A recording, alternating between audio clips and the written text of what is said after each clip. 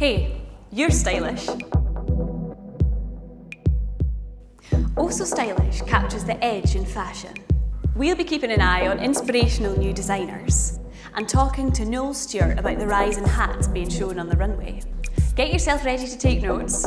Here's Chris Gilbert with key trends for this summer. Fashion Edit 247 is a website which covers runway information, and basically it starts in terms of the coverage from the first day of the collections, and we do analysis of the runway shows as they're happening, focusing in on the designers. There's a small edit on each designer collection. And then we do what we refer to as our daily pages. It's the stories that stand out to me as we're progressing along. I think currently we are in a period where we live life in a rear view mirror. So there's a lot of retro. There's been a lot of interest certainly in the 70s. I think the effect of that really is more to do with shape and silhouette and color. Color blocking as a story in general, I think, is still very much a big factor. There is going to be definitely a counterbalance to maybe the structure and formality and even propriety that I think is happening out there. So I think there will be definitely continuation of ethnic influences, which is again a very strong story in terms of interpretations for prints and patterns. I still think that there is a lot of romance left. So I think that there is sort of an interesting almost coming in from the back again, revitalization of interest in things that are very feminine. And I think a lot of that can be interpreted in a slightly peasant way. There's almost, in terms of no seasonality anymore. Once people see information, and everybody has access to information so quickly now, they act on it as soon as they can. So trending becomes a little really a non-issue because trending is set 2 years ahead, and the reality of it is people don't wait for something. Somebody sends out something and says 2 years from now you're going to be doing Victorian as a trend. It doesn't mean anything in reality. So I think the instant aspect of fashion kind of turns the forecasting on its head. So it really is very much, I think, about the immediacy of information and then how fast people can get into that. This season is all about colour. We've put together 3 looks inspired by Dior, Diane van Furstenberg and Marc Jacobs. Why not be brave in your choices and have fun with makeup?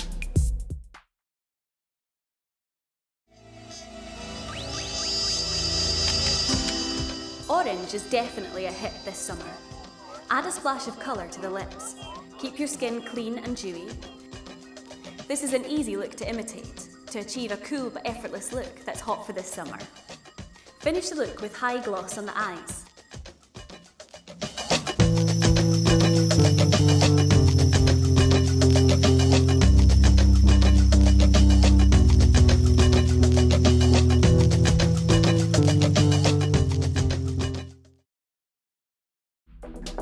Oh So Stylish is always on the lookout for new talent in the design world. And where better to look than the London College of Fashion? We've spotted 2 designers that we feel have the potential to shine on the runway. My name's Sana Napur. My name's Jennifer Morris.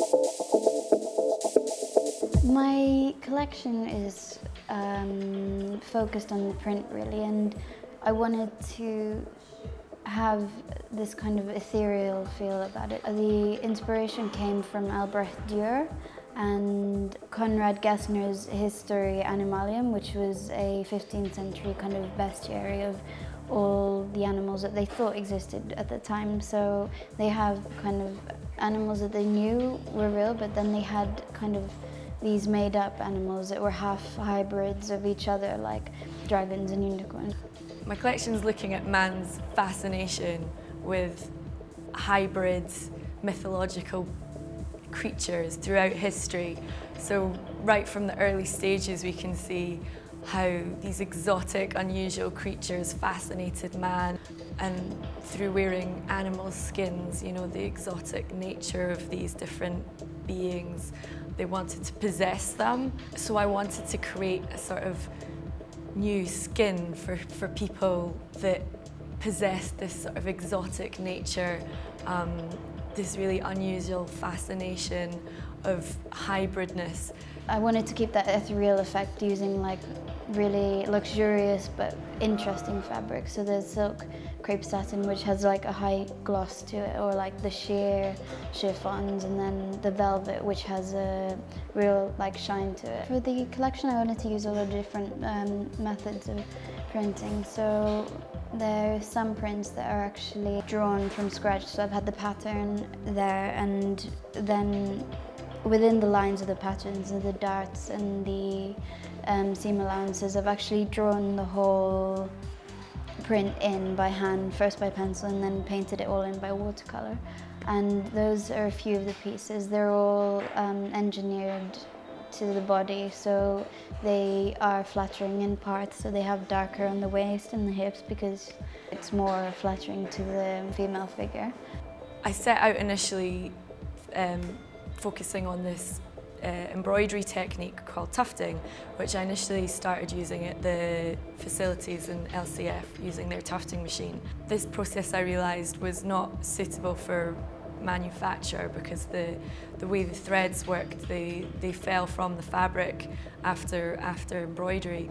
So I developed with an Indian embroidery company a technique which mimicked this and created a sort of fur-like texture through hand knotting threads.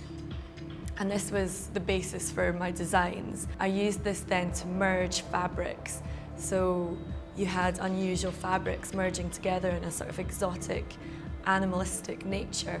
So you have things like leathers with the embroidery tufting through into organzas, creating a really unusual new fabric which hasn't been seen before. I used a lot of feathers, colours to represent this exotic nature that I was trying to express through the design. The way you think of fashion has changed a lot, isn't it? Started off maybe as thinking about fashion, but actually, especially since I've been developing in the print side of things, it's taken on more of what you can do, like fine art on body in a way, and kind of translating that into something that you can wear, but that is still kind of an art form in a way. Fashion is one of these things that you can't get out of your system. When you're not doing it, you want to be doing it. There's a sort of creative urge that you need to fulfill. When you get to the end of a collection, you're already considering what collection you want to be doing next. It's a sort of forever, never-ending cycle of creative desire to do something new and exciting and just express yourself in that manner.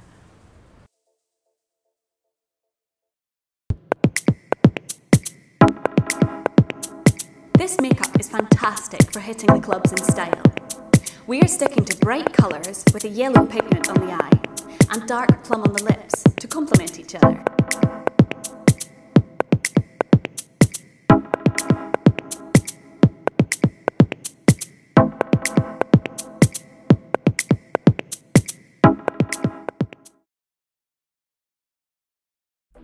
We've just celebrated the royal wedding. Impressive as it was, the most memorable events were the hats.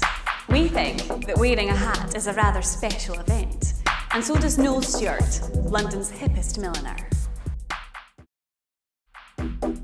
Lots of hats will be worn in the future on their heads.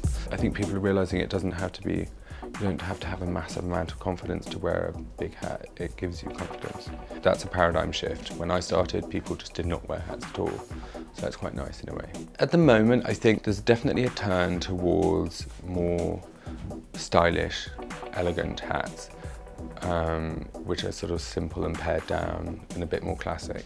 And certainly from my side of the fence, I'm making a lot more of those kind of hats, and designers are requesting those kind of hats, particularly for autumn winter. I worked with Roxandra Lynchich and Louise Amstrop, and both of them had wide-brimmed felt trilbies.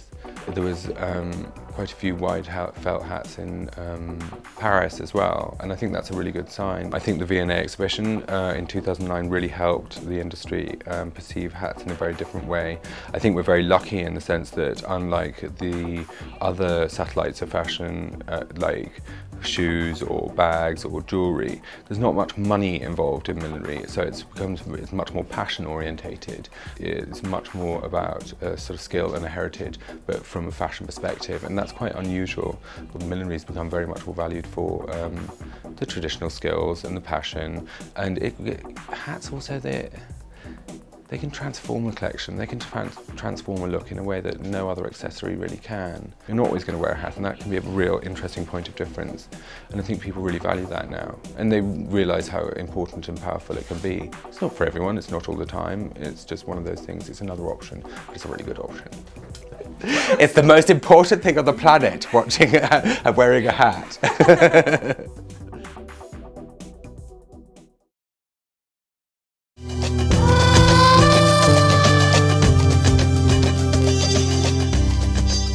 This is a look for the brave in you.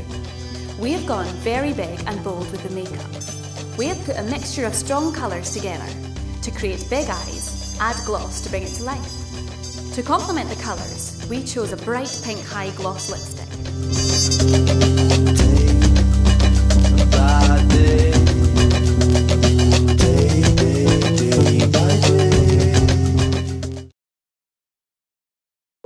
Next time on Oh So Stylish, we'll be bringing to you London's graduate fashion week with its most talented designers. And we'll be catching up on some trends for the upcoming season.